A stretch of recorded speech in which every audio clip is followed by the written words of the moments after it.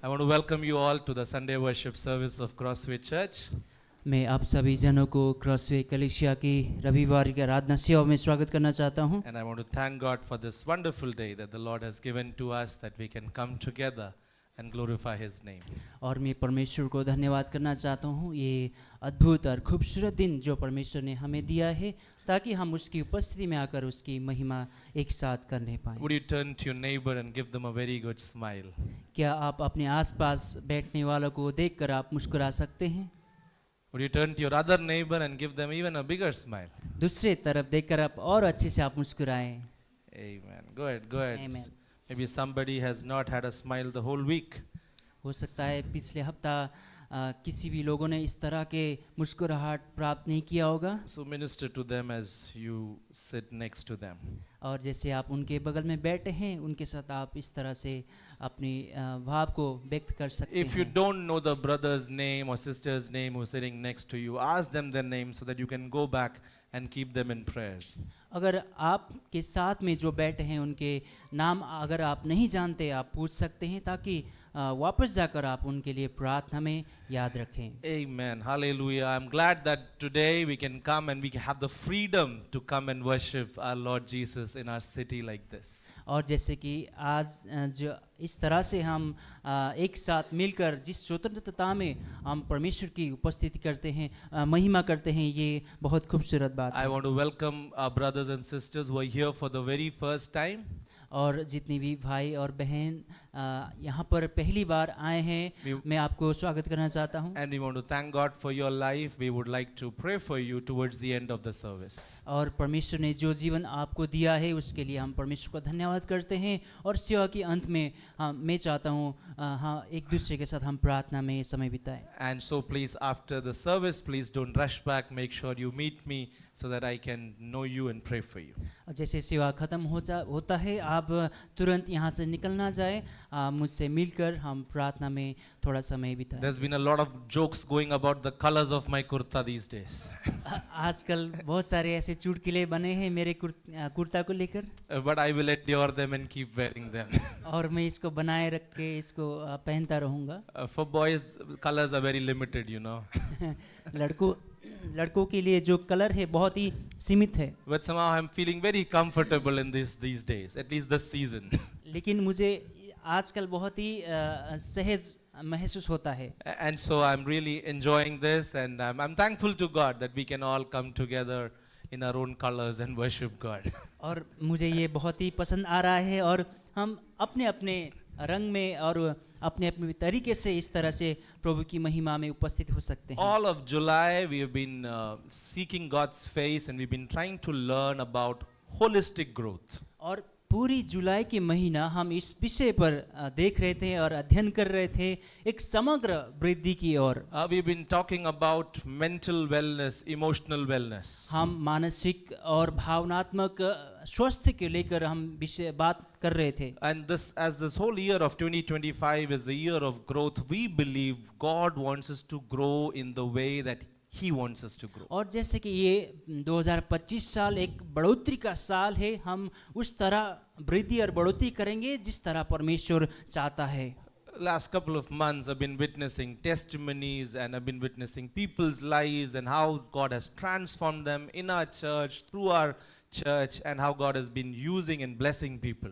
और पिछले महीने में समय में हमने लोगों से इस प्रकार की गवाही सुना कि किस प्रकार परमेश्वर उनको आगे बढ़ा रहा है, हमारी कलीसिया, हमारी सेवकाई और हमारी जीवन के द्वारा विभिन्न लोगों के जीवन में। As we remain faithful to the call that God has placed in our life, let me tell you, God will do His work. और जैसे कि जो बुलाहट परमेश्वर ने हमें दिया है और हम उसमें विश्वास योग्य रहते हैं, और मैं आपको और उत्साह देना चाहता हूँ आप इसमें बनाए रखें। And so the last 3 weeks we were talking about various aspects of growing holistic in a holistic sense. और पिछले 3 हफ्ता में हमने अलग अलग दृष्टिकोण से अलग अलग नजरिए से हमने इस समग्र वृद्धि की ओर हमने देखा। So as we come to the last Sunday of July, I'm going to sum up all of my 3 sermons and give you a takeaway. जैसे कि जुलाई का अंतिम रविवार है और जितने भी वचन मैंने यहाँ से साझा किया है उसका एक निचोड़ के रूप में मैं आपको आज देना चाहता So if हूँ। some of you slept through all of last 3 weeks, this is your time. अगर आप पिछले 3 हफ्ता अगर आप सोए होंगे तो आज आपके लिए खास If रूप this में। is the first time that you're coming to in July into church, then this is your way to get all of that we have learned together in the last 3 weeks. और अगर आप आज पहली बार जुलाई के महीने में इस कलीसिया में आए हैं तो पिछले हफ्तों में हमने जो भी सीखा था उसका आपके लिए एक निचोड़ है। And so this morning I want to title my sermon as a journey towards wholeness. और आज का जो मेरा संदेश का जो वचन का शीर्षक है एक पूर्णता की ओर की यात्रा। They say the city never sleeps. और ऐसे कहते हैं लोग कि जो शहर है कभी भी सोता नहीं है। And some of you like, Pastor, I don't sleep. आप कह सकते हैं कि पासवान जी मैं तो सोता ही नहीं हूँ। You know, today some of us really struggle to sleep at night. और आजकल कुछ लोग हैं बहुत ही संघर्ष करते हैं रात में सोने के लिए। Because some of us are living in different time zones. क्योंकि हम लोग अलग ही समय की क्षेत्र में हम जीते हैं। And so the city never sleeps and we are always hustling and bustling. There's so many things that are happening around us. और जैसे कि जो शहर है सोता ही नहीं है और हम भाग दौड़ में लगे रहते हैं और बहुत सारी चीजें आसपास होती We रहती come है। back from work, we come back from things and doing things at home. We're so tired at night and we're still thinking, what did I achieve?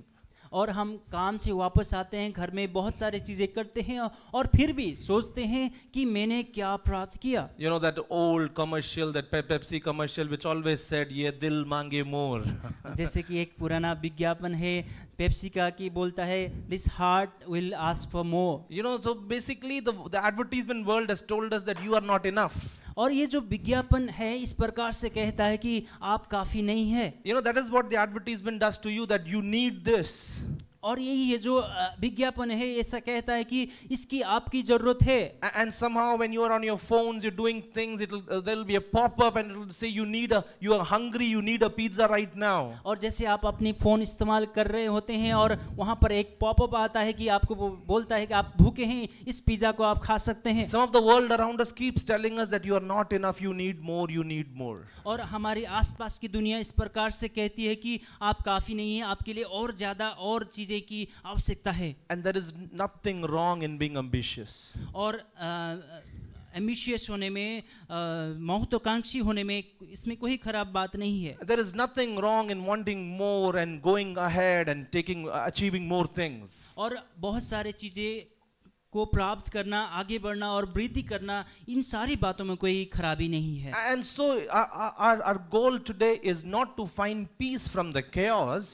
और आज का जो हमारा उद्देश्य है इन सारे अराजक चीजों से छुटकारा पाना नहीं है। But our point is that we can find peace in the very chaos we have been put in. और इस अराजक स्थिति के बीच में भी हम जो शांति है उसको प्राप्त करने के विषय में हम देखेंगे। How मany of you like your boss?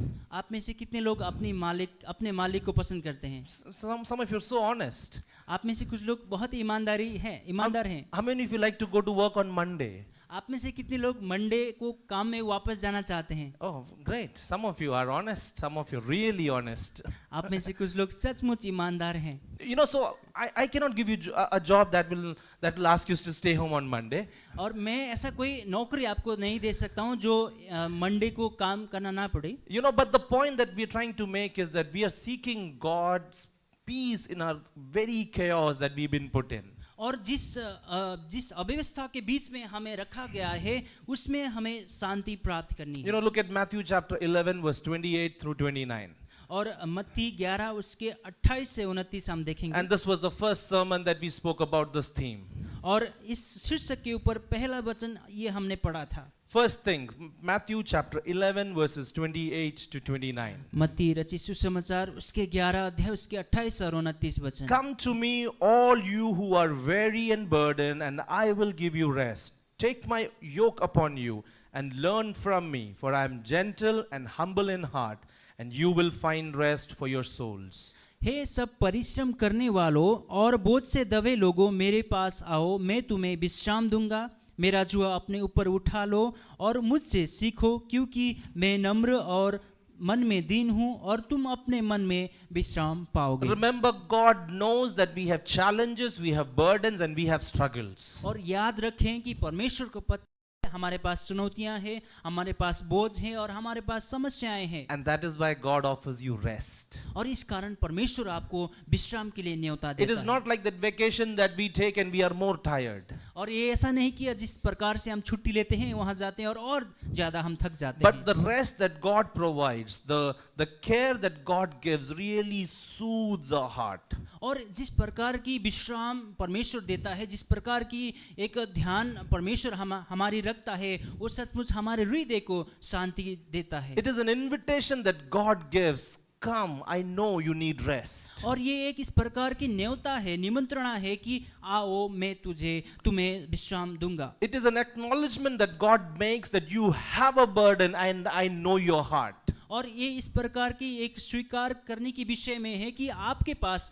बोझ है और मैं जानता हूँ इस विषय में। You know, if I was to ask you right now, what is your prayer request? Most of you would be like, spiritual life, this and that and all of those things. अगर मैं आपसे पूछूं कि आपकी प्रार्थना की जो विनती है, जो प्रेयर पॉइंट से क्या है, आप बोलेंगे मेरे आध्यात्मिक जीवन ये वो फलाना ढिमाका।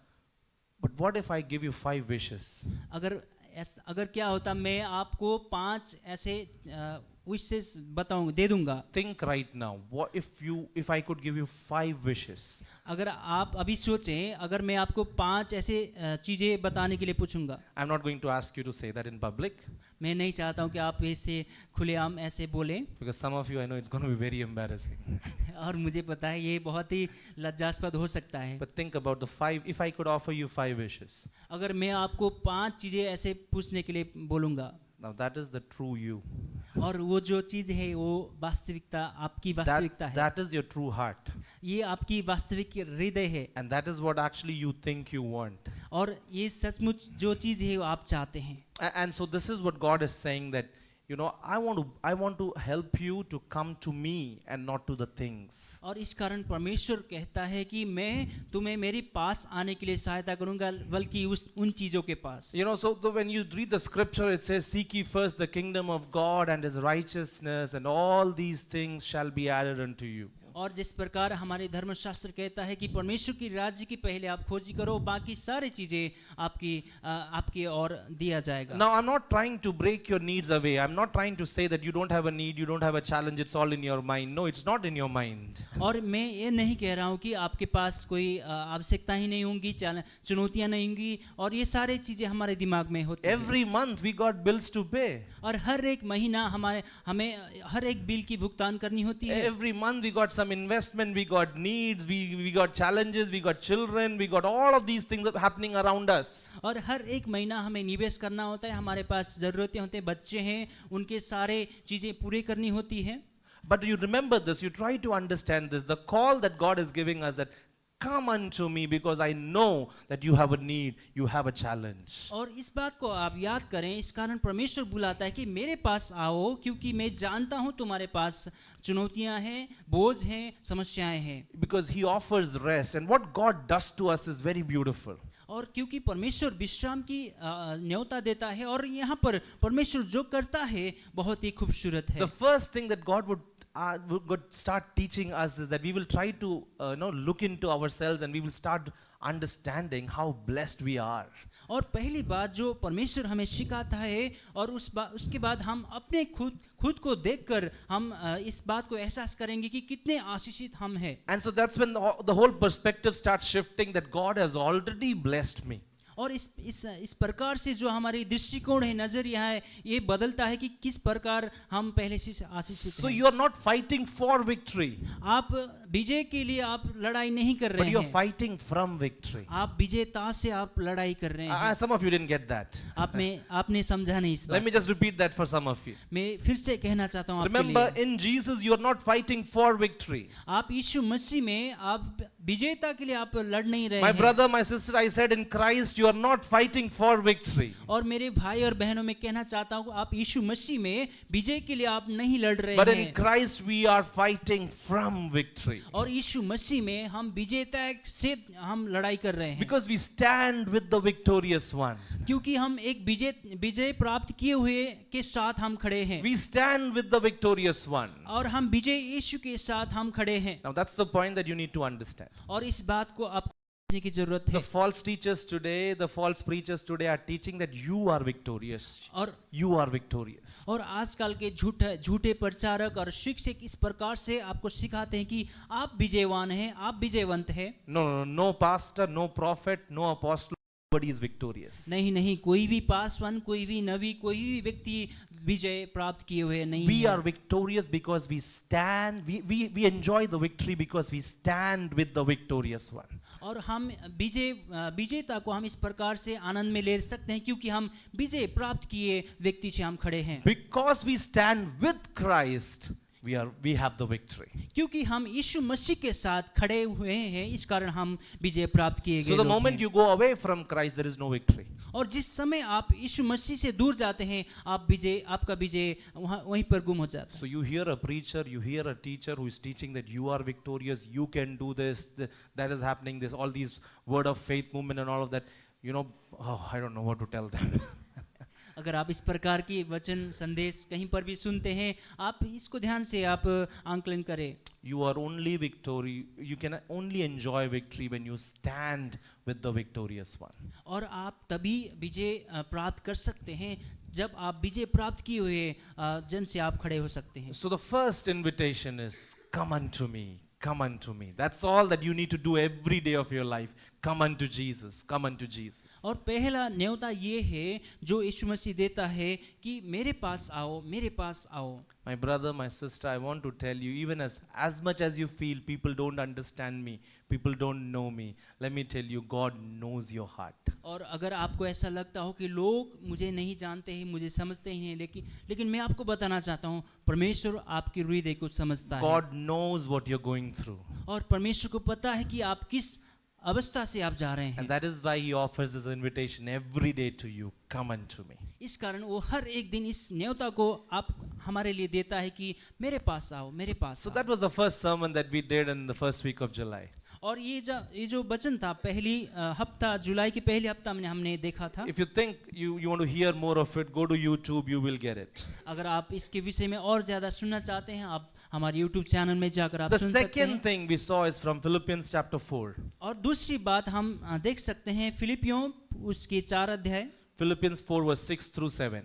फिलिपियों 4 अध्याय उसके 6 और 7वां It वचन। says, do not be anxious about anything, but in everything by prayer and petition with thanksgiving present your request to God. Verse 7 says like this, and the peace of God which transcends all understanding will guard your hearts and your minds in Christ Jesus. छठा वचन हम पढ़ेंगे, किसी भी बात की चिंता मत करो, परंतु हर एक बात में तुम्हारे निवेदन, प्रार्थना और विनती के द्वारा धन्यवाद के साथ परमेश्वर के सम्मुख उपस्थित किए जाए, तब परमेश्वर की शांति जो समझ से बिल्कुल परे हैं तुम्हारे हृदय और तुम्हारे विचारों को मसीह यीशु में सुरक्षित रखेगी। So the first thing we learned is to find rest in Christ. और पहली बात जो हमने सीखा था, यीशु मसीह में विश्राम को प्राप्त करना। Intentionally seeking God in every area of your life. और हमारे जीवन के हर एक क्षेत्र में पूर्ण इरादे से यीशु मसीह को ढूंढना। Whether it's your ministry, चाहे आपकी सेवकाई हो, whether it's your family life, चाहे आपकी पारिवारिक जीवन हो, whether it's your work life, चाहे आपकी काम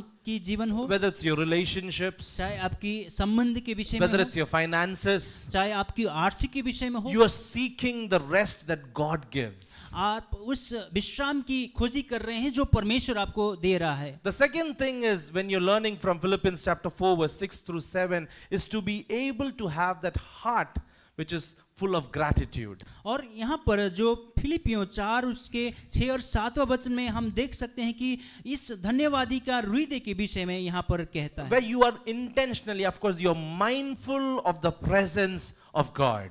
और यहाँ पर हम पूर्ण इरादे से जो परमेश्वर की उपस्थिति है उसको हम उसके विषय में हम सजग रहें और धन्यवादी रहें। Where you're intentional in doing what you're doing. और जो भी चीजें आप करते हैं उसको पूर्ण इरादे के साथ आप करें। So this new guy walked into an office. He joined a new office. और एक नया व्यक्ति था, उसने नया दफ्तर उसने ज्वाइन किया।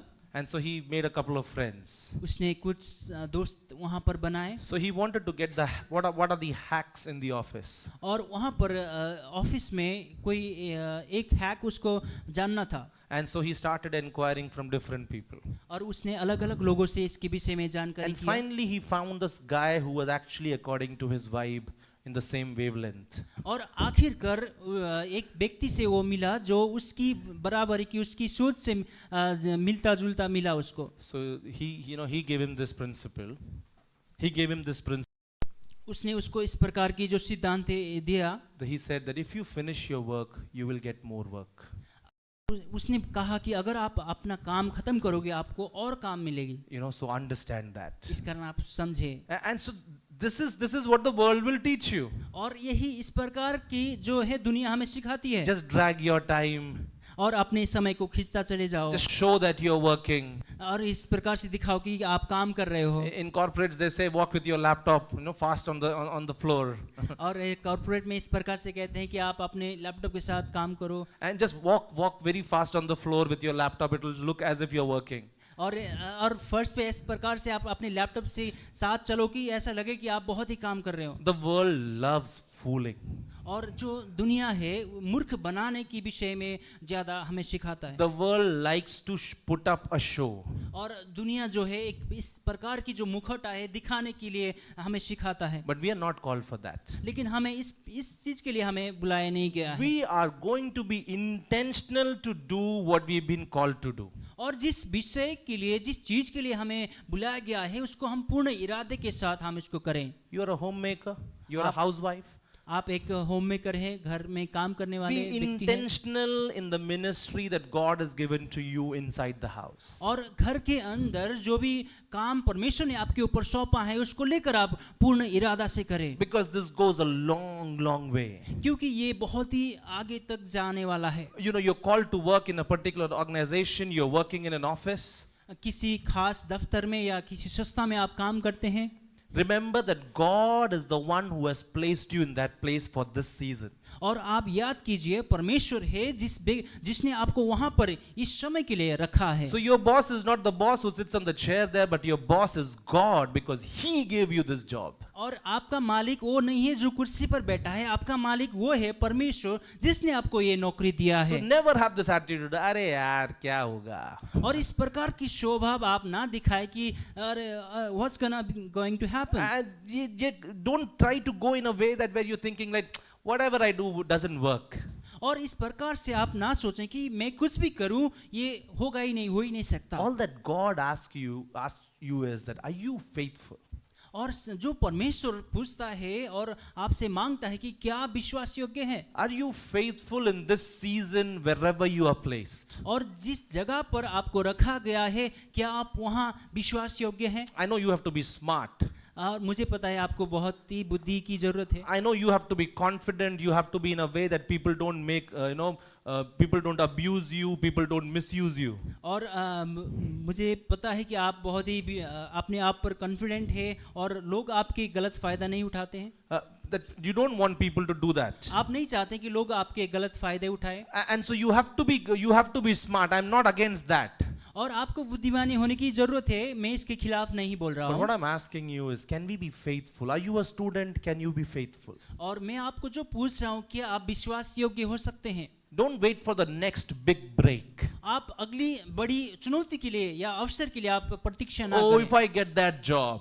अगर मुझे वो नौकरी मिली तो, Oh, if I get that university. अगर मुझे वो यूनिवर्सिटी मिली तो, Oh, if I go to that country. अगर मुझे वो देश में जाने की अवसर मिली तो, Oh, if I get another, promotion. अगर मुझे दूसरा एक बढ़ोतरी मिली तो, then I will be faithful, then I will do this, no, it will never happen. और उसके बाद मैं विश्वास योग्य होऊंगा और उसके बाद मैं ये करूंगा जो कभी भी नहीं हो सकता You है। have to be faithful right where you've been placed in this season. और इस समय में जहां पर आपको रखा गया है वहीं पर आपको विश्वास योग्य होना है। So you intentionally choose to be faithful and serve God.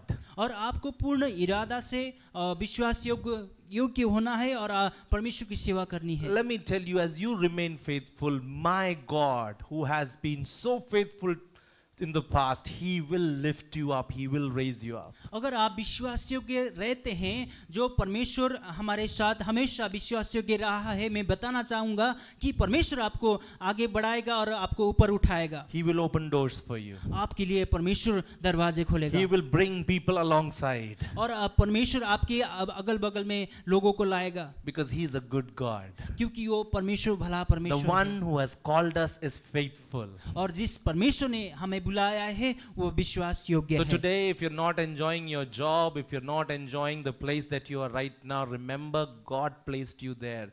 Don't be discouraged. अगर आपकी अपनी जो काम है उसमें निराश हतोत्साहित होते हैं, आप याद कीजिए परमेश्वर है जिसने आपको उस जगह पर नौकरी पर रखा है। And He is asking you to be faithful in this season. और वो पूछ रहा है कि आप इस समय इस जॉब में जो नौकरी है उसमें आप विश्वास योग्य रहें। And so you work as if God has given you this and you are thankful to God for that. और इस प्रकार से आप काम करें कि परमेश्वर ने आपको ये दिया है और इसके लेकर आप कृतज्ञ बने रहें। And so the perspective shifts. और इस कारण ये जो नजरिया है ये बदलता है। You're operating out of a thankful heart. आप एक कृतज्ञ भरी हृदय से आप काम कर रहे हैं। And you choose to honor God by being faithful. और भी इस तरह से विश्वास योग्य होकर आप परमेश्वर की आदर करने की चुनाव आप करते हैं। So that was the second thing that we picked up on the second week of July. और दूसरे हफ्ता जो जुलाई के है उसमें हमने इस विषय को देखा था। And last week we were learning from Galatians chapter 6 verses 1 through 5. और पिछले हफ्ता हमने गलातियों 6 उसके दूसरे वचन से आगे हमने देखा। In Galatians chapter 6 verse 2. गलातियों 6 उसके दूसरा वचन, Carry each other's burdens and in this way you will fulfill the law of the Lord of Christ. तुम एक दूसरे के भार उठाओ और इस प्रकार मसीह की व्यवस्था को पूरी करो। See, all of our journey towards wholeness is very personal.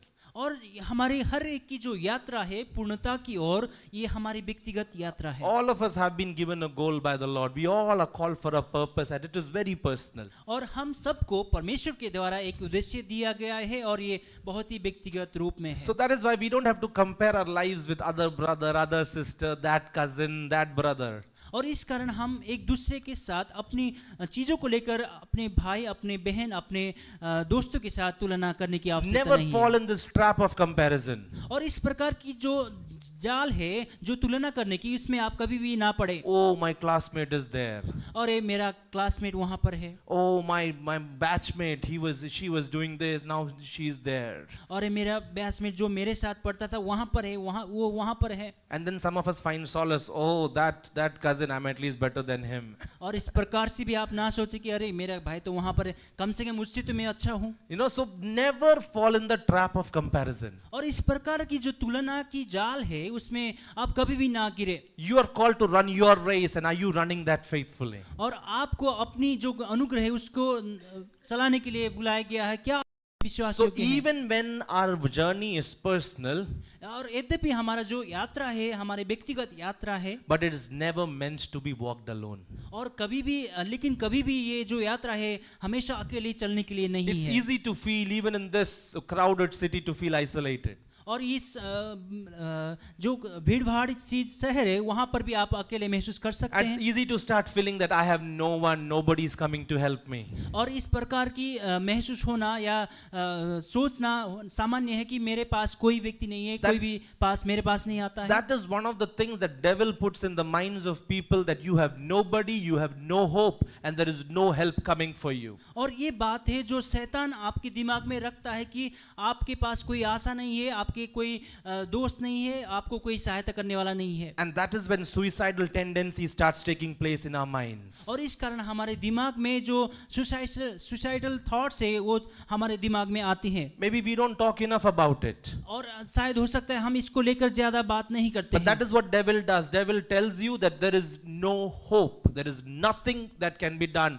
So you better give up your life. और ऐसे ही शैतान हमसे बात करता है और काम करता है कि वहाँ पर कोई आशा नहीं है, कोई भी चीज नहीं है जो आपको सहायता कर पाएगी। But my brothers, my sisters, I want to encourage you to know that there is always help available. और मेरे भाई और बहनों, मैं आपसे कहना चाहता हूँ और हमेशा आपके लिए सहायता की वहाँ पर उपस्थिति है। You are never alone. आप कभी भी अकेले नहीं You हैं। don't have to give up. You don't have to, tire yourself down alone. और आपको कभी भी हार मानने की आवश्यकता नहीं है। And so we are called to rise up. और हमें आगे बढ़ने के लिए, उठने के लिए बुलाया गया है। Even when we face challenges. और हम हालांकि हम चुनौतियों को सामना करते So हुए, several times we put up a face, pretend that everything is fine. और कई बार हम इस प्रकार से हम दिखाते हैं कि सब कुछ हमारे साथ ठीक है। That is not the true signs of strength.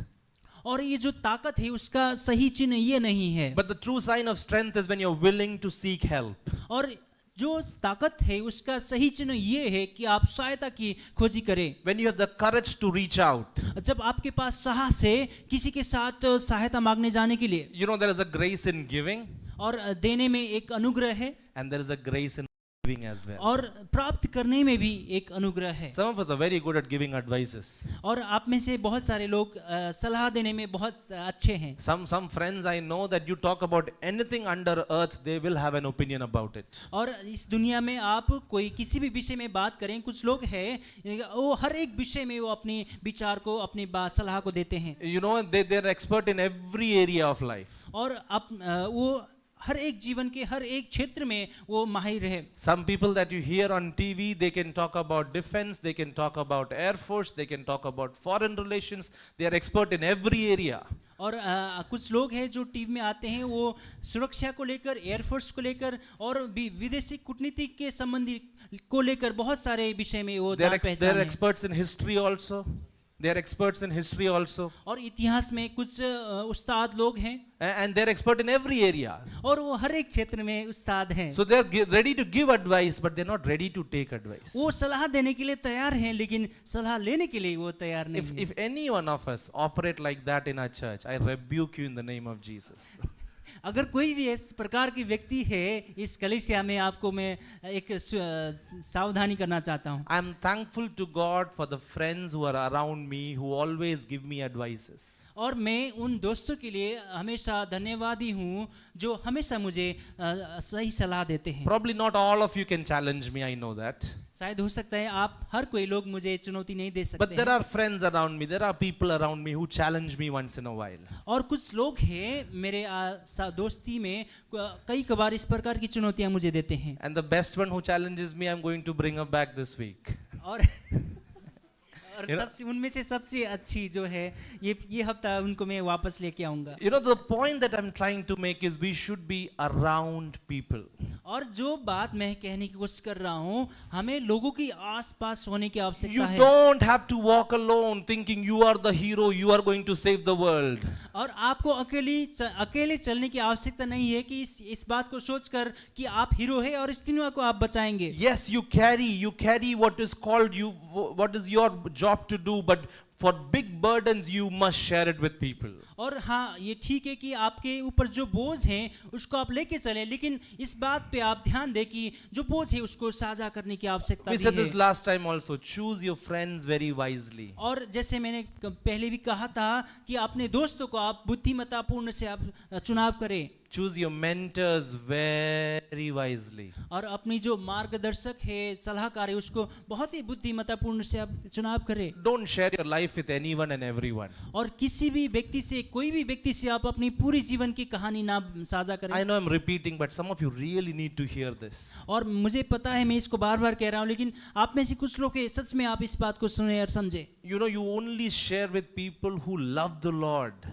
और आप सिर्फ उन व्यक्ति से साझा करें जो परमेश्वर को सचमुच प्रेम करता हो। And then there is another criteria that we need to understand. We've said this so many times. और दूसरा चीज भी है जिसके विषय में हमें सोचना है, ध्यान देना है, That you always seek help from people, share things with people who pray for you and who are ready to pay for you. और हमेशा उस व्यक्ति से आप सलाह लें, सहायता मांगे जो व्यक्ति आपके लिए प्रार्थना करने के लिए तैयार है और आपके लिए कीमत चुकाने के लिए तैयार है। And so there is nothing wrong in seeking help. और इस कारण कभी भी सहायता की खोजी करने में कोई भी खराबी बात Have नहीं friends around you who love the Lord. और जो दोस्त परमेश्वर को प्रेम करते हैं वो अपने पास रखें। Open up your life to people who really love you. और सचमुच जो आपको प्रेम करता है, लोग हैं, दोस्त हैं, उनके साथ आप खुल सकते हैं। Probably they can see things from a perspective where you are not able to go. शायद हो सकता है वो उस नजर से देखेंगे जिस नजर से आप अपनी बातों को नहीं समझ पा रहे So हैं। remember this, the journey towards wholeness is not a destination that we are going to arrive. और ये आप याद कीजिए, जो पूर्णता की ओर की यात्रा है ये कोई मंजिल नहीं है जो हम प्राप्त करने वाले हैं, But it is a continuous path that we take. लेकिन ये एक निरंतर चलने वाली रास्ता है जो हमें चुनाव करना है। It is a journey, it's a process. ये एक यात्रा है, ये एक प्रक्रिया है। It is being intentional to do what God has called us to do. और ये परमेश्वर ने जिस चीज के लिए हमें बुलाया है उसको इरादे के साथ करने की विषय में है। And so we are not just surviving. हम not just surviving. हम केवल ऐसे ही नहीं जी रहे हैं, We are not just thinking about the future. हम सिर्फ भविष्य के विषय में नहीं सोच Or रहे we are हैं not sad about the past. और हम अतीत को लेकर निराश भी नहीं है, But we will live in this moment because God has planted me here now. लेकिन हम इस वर्तमान समय में हम जिएंगे क्योंकि परमेश्वर ने हमें यहाँ रखा My है। brother, my sister, God has called you with a purpose. मेरे भाई और बहनों, परमेश्वर ने हमें एक उद्देश्य के लिए बुलाया गया है। You don't have to carry the tag that the world gives you every other week or every other month. हर एक हफ्ता, हर एक महीना जो दुनिया आपको चीजें सिखाती है उसको लेने की चलने की आवश्यकता नहीं You है। don't have to carry that guilt or the pain that has been there from the past. और जो भी चीजें हैं अतीत से, भूतकाल से, जो भी पश्चाताप, जो भी गिल्ट है उसको लेके चलने की आवश्यकता नहीं You है। don't have to live thinking that things will get better someday. और इस प्रकार से आपको सोचने की आवश्यकता नहीं है कि एक दिन कुछ ना कुछ तो ठीक होगा, But you live with the understanding that God has called you, He is with you, and He is leading you. और इस प्रकार की समझ के साथ आप जिए कि परमेश्वर ने आपको बुलाया है, परमेश्वर आपके साथ है और परमेश्वर आपको यहाँ से आगे ले चलेगा। And so let us walk towards and let us be continuing in this journey towards wholeness. और जो पूर्णता की ओर की जो यात्रा है, आइए हम निरंतर इस पे चलते रहें। Shall we close our eyes? Let's bow our heads. कि हम अपनी आंख को बंद करें और सर को झुकाएं इस समय, Let us submit our lives into the hands of God. और परमेश्वर के हाथों में अपनी जीवन को हम समर्पण करें। Let us ask Him that He would give us the strength, He would give us the wisdom to walk in the ways in which He has called us to walk. और जिस यात्रा के लिए परमेश्वर ने हमें बुलाया है उसके लिए, वहाँ चलने के लिए ताकत की हम मांग करें। And so as we close our eyes, as we bow our heads, जैसे हम अपनी आंख को बंद करते हैं और सर को झुकाते हैं, I'm sure as the word of God has come to you, Holy Spirit has shown you something in your life. और मैं विश्वास करता हूं कि पवित्र आत्मा परमेश्वर आपके पास आकर आपको कुछ जरूर दिखाया हो। And so would you pray over that? और क्या आप उसके विषय में आप प्रार्थना कर सकते हैं? As you learned today from God's word, I'm sure Holy Spirit has spoken something specifically in your heart. और जैसे कि आज हमने वचन से देखा, मैं विश्वास करता हूं कि परमेश्वर ने, पवित्र आत्मा परमेश्वर ने आपको, आपके साथ खास रूप में कुछ बात किया हो। Would you go ahead and pray over that? और क्या आप आगे जाकर उस चीज के लिए आप प्रार्थना कर सकते हैं? Go ahead and just pray over what God is prompting you to pray. और आगे जाकर आप प्रार्थना करें जो परमेश्वर आपको दिखा रहा है, जिस विषय के लिए परमेश्वर चाहता है कि आप प्रार्थना करें, सहायता मांगे। Thank you, Lord.